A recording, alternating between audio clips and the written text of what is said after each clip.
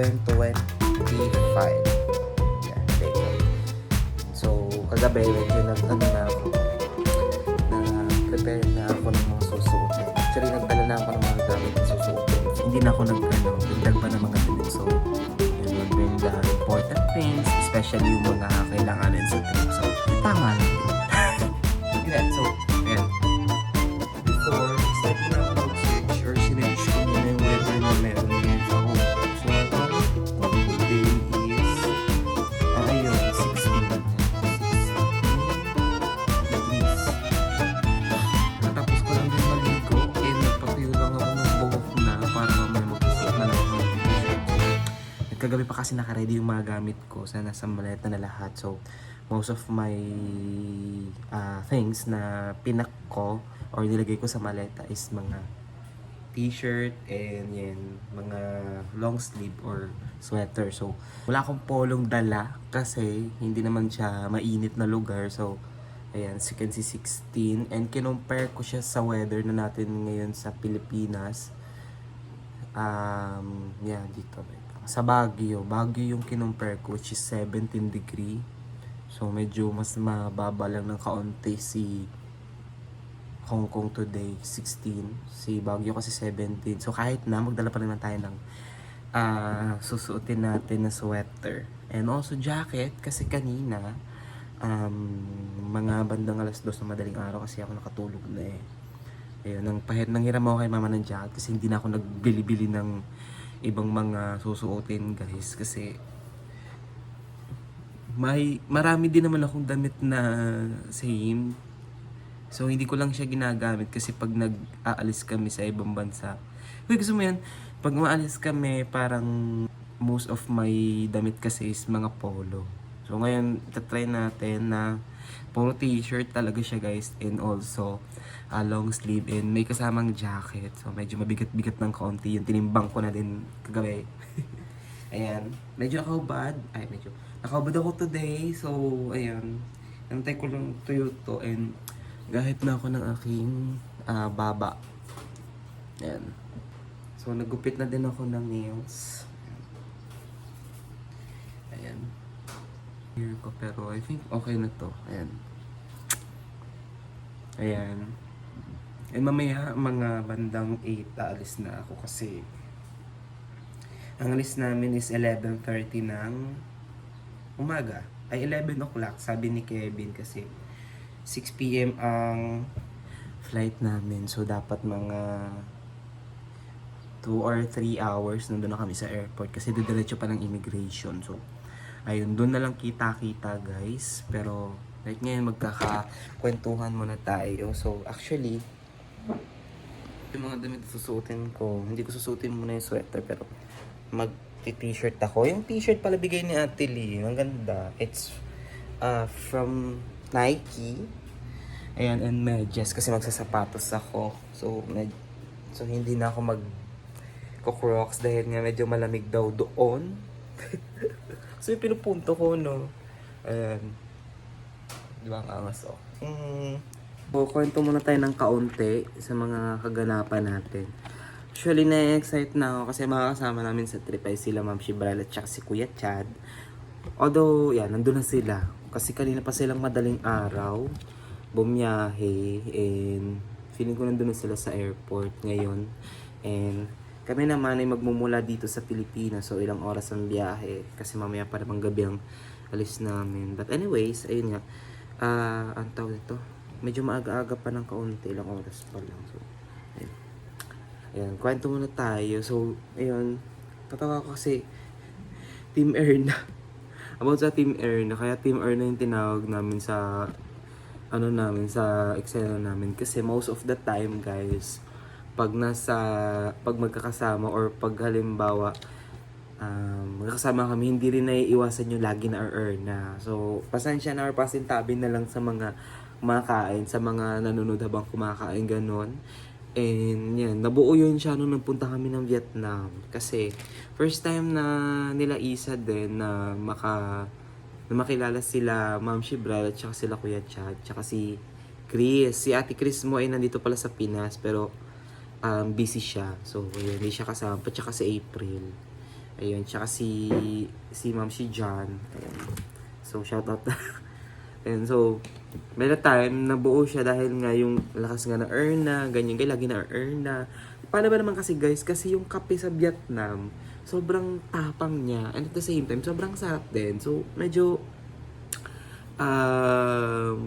tiis lang. Walang tiis ganda, pero tiis lang talaga tayo kasi sobrang perfect yung kape niya.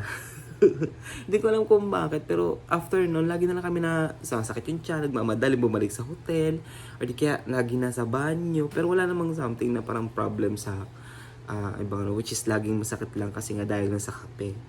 And yun, tapos, yun nga, timpaangat. I don't know, pero, ayun guys, I think you misunderstood what Bebang means to, yung about sa timpaangat. So, yung timpaangat kasi, ano yon sa Cambodia naman yon. Kasi kami, di ba may Team Erna, tapos Team Pangat. So yung Team Pangat naman kasi, yun yung may mga second floor. Kami mga bayot. So kami nila Bebang, tsaka ni, sino bang mga nasa ano.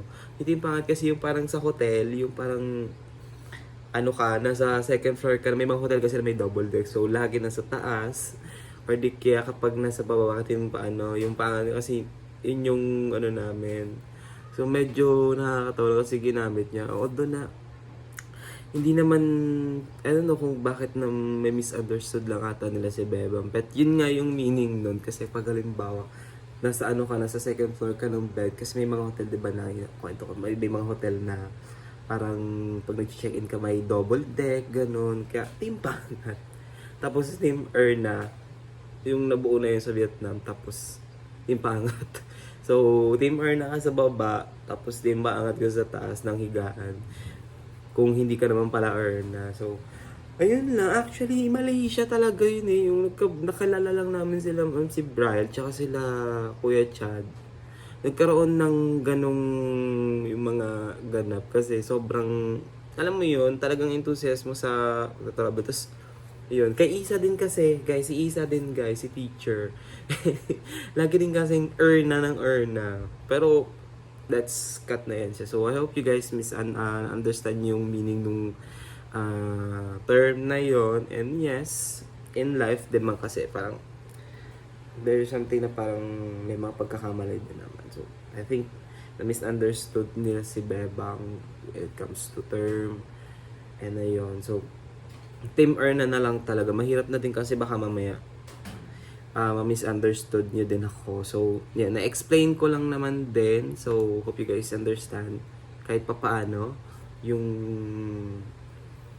meaning nun. So, yan. Bago din ako ng haircut. So, kung mapapansin nyo guys, ayan. Ay, meron pa palang naiwang residue. So, nag-shave din kasi ako para hindi siya tumubo agad. And so, mamaya lamang guys, alis na din ako. Medyo maaga pa, 7 pa lang. So medyo sabog-sabog pa ako ng konti. Kasi 11 naman kami magkikita ni Kevin. And don't know kung saan sila pupunta pa. Pero hindi na ako didiretso sa kanila. Alis na agad ako papuntang Tanza para isang biyayaan na lang din. So kasabay namin si Teacher Isa. Ayan. Siguro gising na sila, pero wala pa kami mga message eh. So, nagkita-kits tayo mamaya guys. And hanggang sa airport. Hindi ako video ng paghahanda kasi it's a common na lang din. So, ayun. And yung mga bit-bit ko ay sakto lang din sa araw na gugulin namin sa Hong Kong. At the same time, yung mga gamit like essentials, charger, yung passport, okay na. Ito. Yung mga pabango ko. Yung pabango ko kasi 712 ml kasi bawal ang 100 ml, diba? So, make sure ko na siya. And ito, yung tripod na gamit ko, may inhaler, yung menthol, para pag sa biyahe hindi medyo boring. At the same time, yung headphone, para di nakakabagot sa biyahe. So, nag-download na din ako ng mga music, guys, from Android naman siya. So, ay, medyo mahirap lang gamitin tong iPhone kasi may mga kailangang i-download, di kaya may mga bahid-bahid. So, it's okay, pero nag-a-adjust din naman ako na. So, as of now, ito yung ginagamit ko. Pero most of the time, ito yung Android kasi. may mga features din kasi yung Android na maganda din. So, ayan o. So, ngayon, ito muna yung iPhone ang gamit ko. Pero pag halimbawa nalooban ito, maganda naman ang quality na ito, lalo kapag naka-high resolution. So, and may specific lang to siya na lights or mga backgrounds na kailangan i-gamitin or kailangan mo Kasi may mga pagkakataon guys, mga, ayun, pag nasa outside ka, mas maganda siya. Ayan. So, kasama din to, gagamitin ko rin siya pang video. So, yan. Yun lang. And get set. Get ready, get set, go. Hindi. Kita-kits na lang mamaya kasi babiyahe pa naman ako. So, ayan, mag-update na lang ako guys mamaya pag dating namin dun sa airport. And, yeah. Bago pa man dumating sa airport. So, may biyahe pa naman. So, yan. Bye-bye! Hi guys. So, I'm off and I have to go na kasi it's 9 now. So, diretso na ako ng cafe mo. Wala kang makikita ng just dito. This is my outfit. Ayan. Mag-outfit check na lang tayo mamaya para at least. So, yan. Kita-kits! Bye-bye!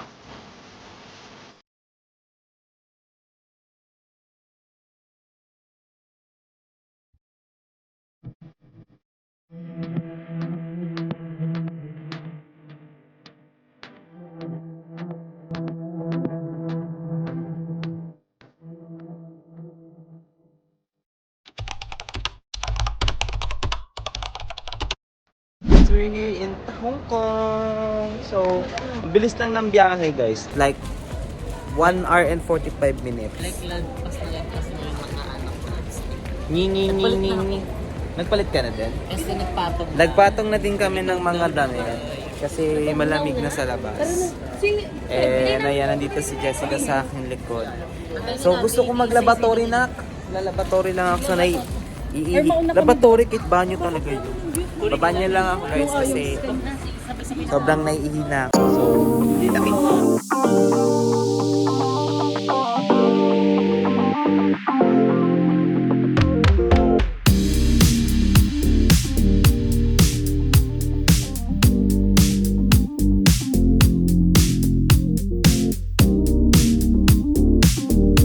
So, kami ngayon sa mga store nila dito sa airport. Hindi pa kami nakakalabas ng airport.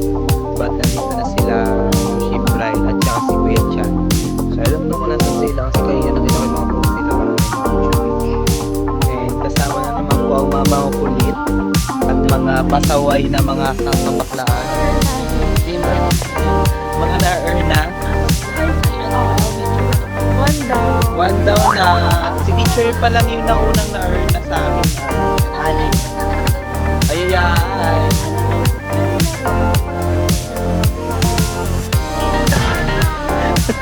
Ganyan. So, si Akala, siya na yung si teacher kasi yung leader na or na class. Si teacher guys, kaya niyang gawin ang napaka-imposibleng bagay. Magawa niya lang yung gusto niyang balak. Paalis na kami ngayon, nakuha na namin yung mga maleta namin. Till the moment guys, kasi naka 0.5.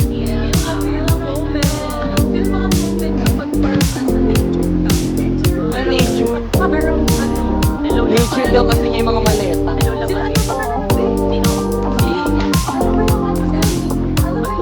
ni Mia. May mga bagay na pala gaya ng ano yung tawag mo. Bayan ng Nini. So, kita kayo sa labas. Pumunta nyo lang ako. Sabi dami chika. Kwento ko na lang sa inyo yung mga immigration experience. Mga nangyari.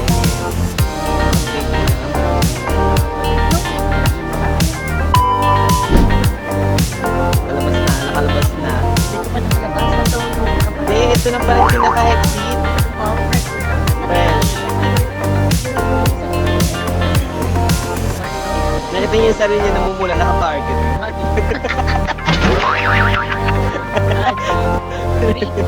Nag-green light siya, red light yung nangyari. Oh my guys. Nandun na sa labas sila Kuya Chad.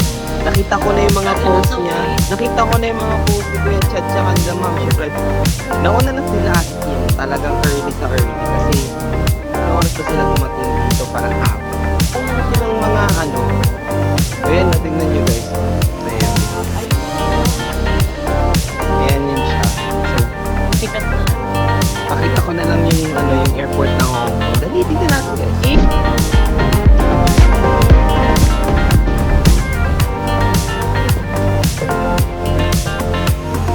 So kung kami nung nakaraan naka-uniform, si Ashley naman ngayon ang naka-uniform.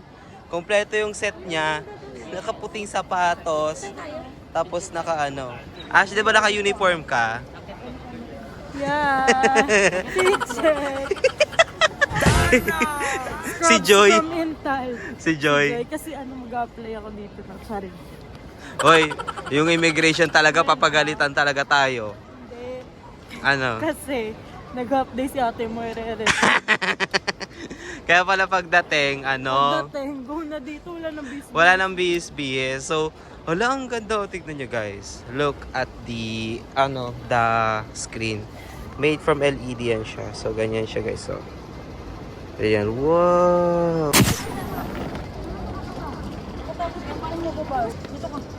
Ayan o. Parang totoo yung nasa ito. Tuluyan na kaming nakalabas. Di pa tayo nakalabas talaga. Hindi, Parang nasa ito na loob yung pa tayo. palabas ng yung parang hallway. And I feel na Punta kami sa car park or pickup area. car fun. Ay, Car fun. ika, puro kakalimordahan. Hindi. So, ito yung niya. Puro siya mga kotse sa baba. And, Yung mga taxi. yes. Dahil nga 1 hour ang ating One hour ang biyahe. papunta dun sa hotel. Ang maganda dito guys, yung metro nila, walang pitik yung metro. Panipitik. Isang pitik. Isang pitik, parang gano'n. And medyo nakakangalay din pala humawak ng tripod. So, ayan, palabas na kami and, Ha? ayun. Nararamdaman ko na yung lamig. Parang malamig na siya. Malamig na nga kaya man naka-jacket na tayo. Nagimag. Pero, Pero, taxi, Uber taxi. Ah, Actually, taxi. meron naman kayong choice na kayo, bus. Dahil nga, parang nakakalito mag-bus. So, na lang kami ng Taxi. Grab. Taxi ba yun? parang grab. Oo. Grabing lakad sa Klook. So, use my code guys. Klook, kung napapanood nyo naman to, pwedeng, alam mo na yun. Lagi. Basta yun na yun guys. So, bye-bye guys. Kita-kitsa lang later. Finally, sa labas na. Medyo malamig na siya dito guys. Yan, ramdam ko rin lamig.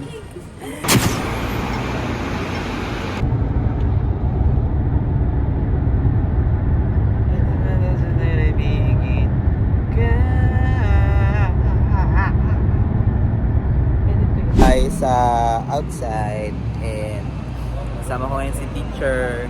May 7-Eleven dito. So, alam ko na kung anong gagawin ni teacher sa mga susunod. Hanggang kailan ba tayo dito? 2019 lang. 20. So, 20.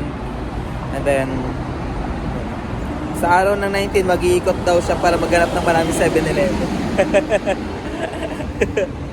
Medyo malamig dito, guys. Yes. Yay!